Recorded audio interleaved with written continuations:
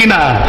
বন্ধুরা আমার, আমি বলছি না, 1450 বছর আগেই মা আয়েশা সিদ্দিকা রাদিয়াল্লাহু তাআলা আনহা সাহাবায়ে কেরামরা যখন ঘিরে ফেললেন, এই মা আয়েশা, নবীর শান সম্পর্কে আমাদেরকে বলা হোক। 6 মাস গুজরান হয়ে গেলাম, নবীর শাহাদাত হয়ে গেলাম, একটু করে বলুন না। আর আমার কাছে কেন আসলে?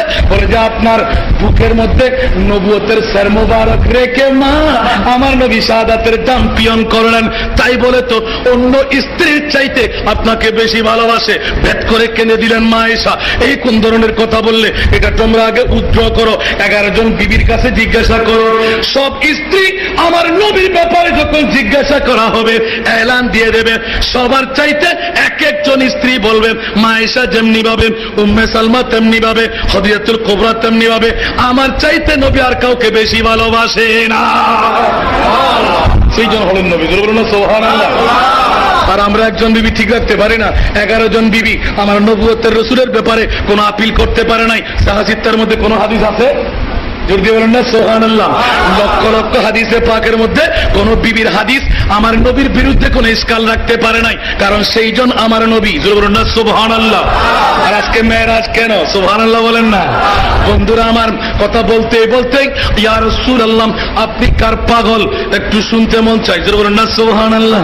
এখন নবী এলান দিলেন, এই জগৎবাসীরা, আমি তো আমার ফাতেমার জন্য কান্না দিই নাই, শেরে খোদা আলীর জন্য কান্না দিই নাই।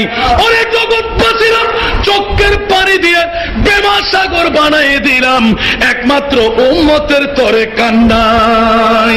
জগৎবাসীরা, লামকামের খোদার রাসূল একমাত্র কাঁদলেন উম্মতের মায়ায়। জোরে বলুন না সুবহানাল্লাহ। কত বছর কাঁদলেন? 50 বছর 3 মাস।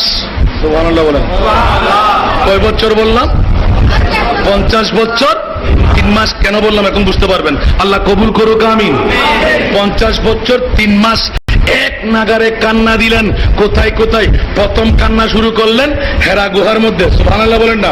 সেখানে নাজেল হলো ইকরা বিসমি রাব্বিকাল্লাযী খালাক। সুবহানাল্লাহ বলেন না। আর ওখানকার ঘটনা বলতে গেলে কে বলে যে মদিনাতুল মুনাওয়ারা শরীফের মধ্যে যখন হাজী সাহেবানরা যাই, সাইরিনে কেরামরা যাই, ওরে জগৎবাসীরা, আমি গুনেহগার, নূরে মুস্তাফার কদমের মধ্যে গিয়ে হযরতে ইমামে মালিকি মাযহাবের ফাউন্ডার, বলুন না সুবহানাল্লাহ, ওনার কাছে গিয়ে হঠাৎ করে মুয়াত্তা ইমাম মালিকের কথা মনে পড়লো। জীবনের মধ্যে লিপিবদ্ধ আছে, জিন্দেগির মধ্যে একবার মাত্র হজ করেছেন। কয়বার করেছেন? আর জোর দিয়ে বলেন, করে কয়বার? কিরে, মদিনা শরীফে জিন্দেগি শেষ করে